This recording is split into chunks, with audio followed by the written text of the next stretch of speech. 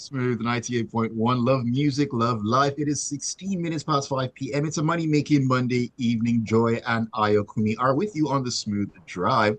We're taking you home in smooth style, and it's that time to get into the world of the marketplace. And today, today, we're talking about what everyone is talking about and experiencing at the moment, and that is the latest strike action. And we're looking at Nigeria's latest strike action and the impact it has on consumer goods as well.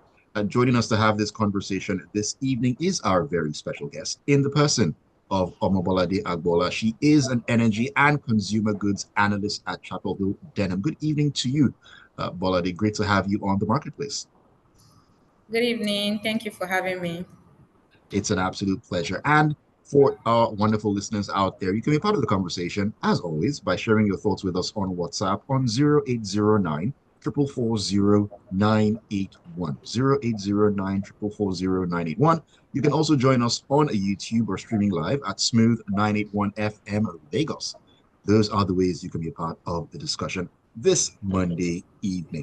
Okay, well, let's get right into it because, okay, we have yet another strike, and this time it's over minimum wage. Now, we've had different strikes at different times, ASU, and so on and so forth. Now, what do you make of labor's demands for a higher wage? From my own perspective, I don't think it's far-fetched, Okay. given the economic challenges that we are currently facing. We see inflation at, 30, almost 34%, coupled with high borrowing interest rate and borrowing cost environment. So demanding for a higher wage is not far-fetched, as it will help to, provide some respite in the short term against some of these challenges that I earlier mentioned. Okay. Well, indeed, it is something that's a challenge. However, we know that initially, when Labour came out to talk about this wages, they first started out with 610,000 naira. We all were, how can 610? How can you even be? That's ridiculous amount. Then they went down to 440,000 naira. Obviously, a lot of people weren't having it, as well as government as well, complaining that 440 isn't foreseeable in the nearest future. However, is Labour uh, aiming high so as to have a better negotiating balance in the nearest future, since this is what we're expecting them to come up with a tangible amount? Yeah, I agree that the amount that they are requesting is quite a tall order. Okay. But it is normal for any transaction that there's always going to be an equilibrium in terms of both the from the demand side and then the supply side. So I Okay. believe that that's what is also going on here, and we just hope that they come into an agreement and they meet at a point eventually. Mm. That's my thought process for Hmm, that. they had better meet at a point eventually because there's so many rumblings outside. And I just want to add actually that that tactic about a negotiation when you want to negotiate with someone and you call a price like really high. So just I know that if I tell him 50K, he'll price me down, that kind of thing. So let's start up there and then begin to work our way backward to something. But from all the way from about 610, 615, that is quite quite the high, point to actually start from. And government on their part are, there's rumblings that they are looking at 60,000 naira as where they'll peg the minimum wage. What do you make of that particular amount? I mean, current minimum wage is 30,000 naira, so that'll be a 100% increase all the way to 60,000. What do you make of that? I mean, looking at where we are right now in Nigeria. Like you rightly said, it's an 100% increase expected, right? But let's even look at where we are currently with the 30,000 naira minimum 30,000. wage.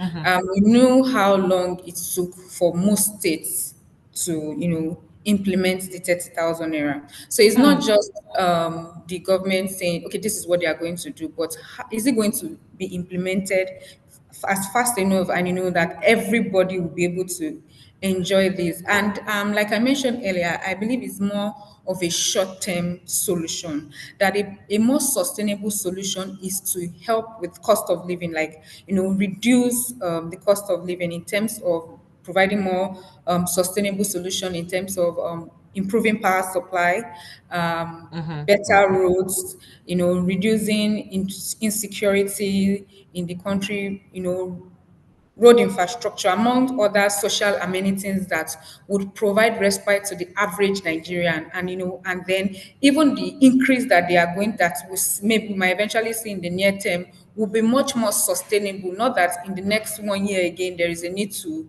increase minimum wage because inflation is really biting deep into the big pockets of the average Nigerian, or things are not as it used to be, and now then there's a Right. need for more money. So looking at the situation, yes, it is okay, but I believe that looking at a more sustainable approach is looking at long-term solutions.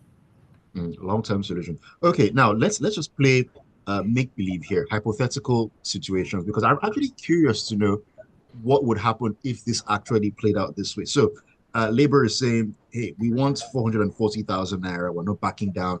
That's where we're standing." And government says, "Okay, that's fine. 440,000 naira. We'll give you that. We'll implement that." Now, as I said, we're playing make believe here. Now, what would the effect be going forward if that were to be the case and 440,000 naira became the minimum wage? What would the effect be on the country, the economy, on Nigeria and Nigerians moving forward? So from my own thought of view, in my own thoughts, it's just going to lead to what we eventually call hyperinflation, right? So there's more money in circulation that people can Mm-hmm. demand for things, and you will see that in a situation where, let's look at it from the company side, so they have to pay the lowest person in their company 440K already, Mm-hmm. and now there's not talk of people in higher position or providing much more bigger values and better values to the company, and you have that kind of sudden increase in their operating expenses. They will definitely pass it on to their consumers. They won't bear the cost, and they'll pass it in consumers to in terms of price, and then consumers are not, maybe now they can afford it because of the price increase. Before you know it, year on year we see that inflation has increased suddenly, and then this will continue because as time goes on, the consumer goods companies or any company will also continue to raise prices given the macroeconomic environment, and before you know it, inflation is just beyond what um, We can be can bear. contained. Yes, so Mm. it's just going to lead to hyperinflation. So I believe that there should be more research that should Okay. go into what is eventually agreed on and what is sustainable for the economy given where we are currently. Hmm. I like the fact that you said research should actually be carried out because, either way, regardless of the final amount that will be agreed on, while some people, some school of thought are of the opinion, hey, you know what? If they come to the table and they're offered 100 or 150, they should accept it. Labor is also on the other side saying, you know what, we'll stick to what we want, but at the end of the day, whatever the amount that's agreed on, I know you've just given a highlight as to how inflation would affect the consumer. Bearing in mind, so earlier today I went to get food, and normally that particular meal will cost let's just say 500 naira or 400 or 300 naira. Let me put it at that. But I've seen that that same meal has been increased. The price has been increased owing to how expensive things are in the market. But the quality of that product is not as it used to be. So is this something we're going to be experiencing until there's a balance somewhere? Yeah, I believe in terms of maybe quantity or in Okay. terms of how much you are going to be getting. I think it's something that is going to continue to happen. You know, Mm. most companies, most service providers are more they will have to be more innovative in Okay. how to, meet consumer needs, while Mm. also ensuring that they remain profitable. So there Mm. may be different. We've seen in the consumer goods space that there's now three in one Milo, instead of just one. You have to buy Milo milk and sugar separately. So these are Mm. innovations that I believe that would continue to happen, or in Okay. terms they will reduce the quantity and say, okay, at a lesser amount. Meanwhile, it's just relatively the same thing, but they're just telling you it's just Ma- managing their product mix. And also, I think that these are the things that we'll eventually see. There'll be different classes that, okay, if this is what you can afford, this is for you, and this is this is what the you price cannot, for you. price for you. So more of product innovations, especially for large companies. Mm. Okay, so what another thing I'm also looking at. So if you're going to be increasing the price for same commodity, shouldn't you also shouldn't you maintain the standard as opposed to reducing the standard or quality of that product as opposed to, hey, I know that, okay, so we have beverage, we have milk, we have sugar. So because we want to keep our customers, we've now decided, okay, let's have three in one.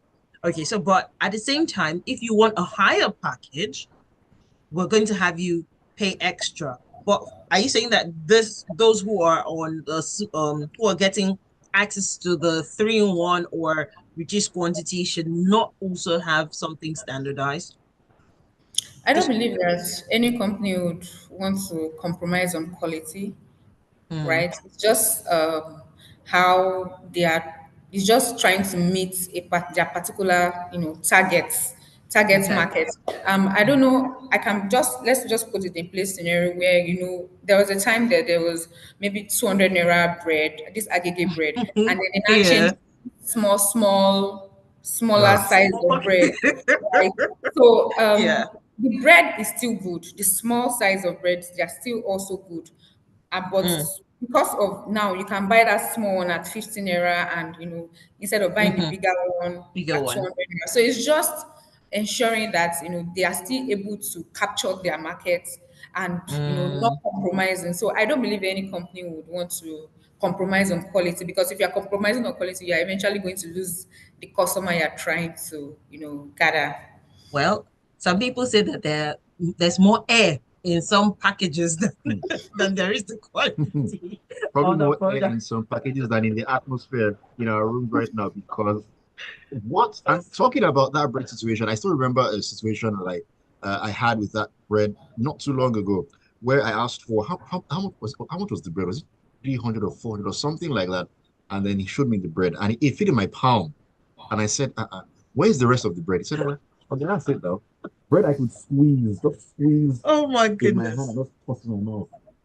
I think 400 or something ridiculous. And I said, man, this is a serious situation. But Mm, I mean, at the end of the day, they need to be able to keep their heads above water and at the same time at least get something out there that people can actually afford to buy. Because if the prices are actually pegged at a high level due to it's still high quality, how many mm, people can actually do that? yeah. And talking about keeping their heads above water, on the other side of this quick breather, we're going to be looking at if there's probably a threat to businesses closing down if there's an increase in the minimum wage. We'll talk about that and a whole lot more when we get back in on the marketplace on Smooth 98.1. Don't go anywhere.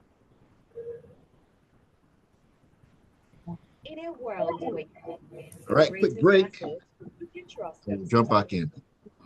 Plus Just one, want to take a at walk. So Evercare Hospital, we understand the importance of compassionate care and medical excellence. From routine okay. checkups to specialized services, our team of experienced doctors are dedicated, guiding you through every step of your health journey. At Evercare Hospital, Lekki, our state-of-the-art multi-specialty tertiary care facility delivers a wide range of services across core medical and surgical subspecialties. Experience compassionate care and cutting-edge treatment at Evercare Hospital, Lekki. Your health is our priority. Contact us today on 0813 985 0710, or you can visit evercare.ng to schedule your appointment. Evercare Hospital, Lekki, transforming healthcare in Nigeria. To cook correct food, they always give me joy. After one, anytime when they cook like, I can always sit down with no cube, not add correct vegetables inside. Tataseo, jumbo, onions, so one of the food. Now him make my pikin them, they always enjoy my cooking. Dad, I never available. I want more. You see, all your food with correct vegetables comes now with no cube. But that will get delicious taste. Today, chop better. Accessible, enforced.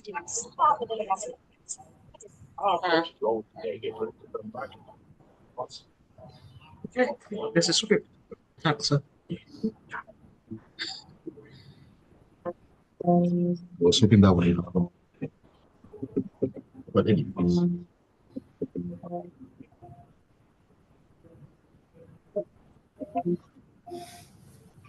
Welcome back to the second half of the marketplace on Smooth 98.1. Your love music, love life station. 32 minutes past 5 p.m. It's a money-making Monday evening. We're talking about the impact on consumer goods that Nigeria's latest strike will actually have. For those who probably don't know, today is day one of the strike, called the indefinite strike called by organized labor on a 3 points agenda. And we're looking at how this is going to have an impact on consumer goods. Our guest this evening, joining us to break it all down, is Omobolade Agboola. She is an energy and consumer goods analyst at Chapel Hill Denham. All right, welcome back to the show, Omobolade. So before we went on that quick breather right there, I was just teasing what we're going to jump back into. And I'm just wondering here if there's a threat. Is there a threat that the increase in minimum wage could lead to businesses closing down? Because you know that means that more overheads and so on and so forth. Or am I wrong? I believe that there's a threat, especially to small and medium term enterprises, in the sense that they are Okay. also in this economy with us. They're also facing the inflationary challenges and even the high interest rate environment. So Mm. this will just serve as an additional expense to them. And I believe that in order to for them to remain afloat, there may be a need to reduce their staff strength. That's Mhm. lay off some workers, or for in cases where they are not even able to sustain the business, it might lead to an eventual shutdown of some of the businesses. Hmm. Well, we're actually hoping that that doesn't actually happen. However, seeing that Labour and the federal government are still at it. Presently, there's no power. The national grid has been shut down. Then there's also the issue of fuel well, supply. We already see a lot of people at the fueling The queues station out there. trying to get it. And that is a problem. But do you see this as Labour being, standing their ground and saying, you know what, we mean business, we're going to go see this through to the end? Or do you think this is them being unreasonable with how the unions have shut down? Even bearing in mind, as at earlier this morning, some people had their flights cancelled, so that was another thing that also affected some Nigerians that were at the airport. They had to go back home. I told them that the flights are cancelled for today, probably tomorrow or later in the evening. You could actually make your flights. But your thoughts on that? My thought is that the NLC, as in the recent past, they've been clamoring that they'll be going on strike. I think it's been very very recent, and Mm-hmm. this one is actually a very bold move. And I just believe that it's just them trying to make a ground, since for a while now they've been talking mentioned about it, this. they've been talking about it, and the government has not really given them the years, or they've not really come into a very, very reasonable conclusion for both ends. So I think that this move is just to show that they are serious Okay. about the whole thing, and I believe that in few days, I don't even expect it to be few days, but I believe that the government will get in touch with them, and then they begin to Mm-hmm. they talk through it and come to a very conclusive solution, so that everybody can get back into business, because it does not even bode well for the economy at large. All right. Talking about that, Bolade. Now I know that you're not, a labor leader and so on and so forth. But I just need to bring this to the fore. Now, the NLC probably are, taking the strike really seriously now, because as we've said, they've threatened different strikes before, and then 24 hours to there'll be a U-turn. Oh, government has agreed with the government on this and that, but this didn't happen, because a lot of people, myself included, felt this would happen as at this morning. Because when I got up, I first jumped in. Okay, what's the latest on this? Have they changed their minds? Now, government have said they cannot give labor what it is that they want. It's not practical. So if they do come to some sort of compromise, maybe tomorrow, because government have called labor in, let's meet tomorrow morning and see what we have or what we can do. If let's say, for example, if labor now said, okay, you have 60,000, Abby, all right, we'll take that, and then we'll get things back to normal. Can we see that as a win for labor, or I don't know, because 60,000 to 440,000 that they're asking for, that is quite a gap. Well, I don't know. In a transaction, I believe it's if they eventually agree at the 60,000, it's a win-win for both parties, right? And they got in a sense they got what they want, which is an increase from what it currently is. So I like I mentioned earlier that the best and the most sustainable way, apart from a higher wage, is also in terms of infrastructure and social amenities, because that Right. would help cost of living, even for the average Nigerian and even businesses generally. So I think it's good for them to agree on something. Definitely going to be a win-win for both parties. All right, a win-win. Now, something that's probably not a win for this particular firm.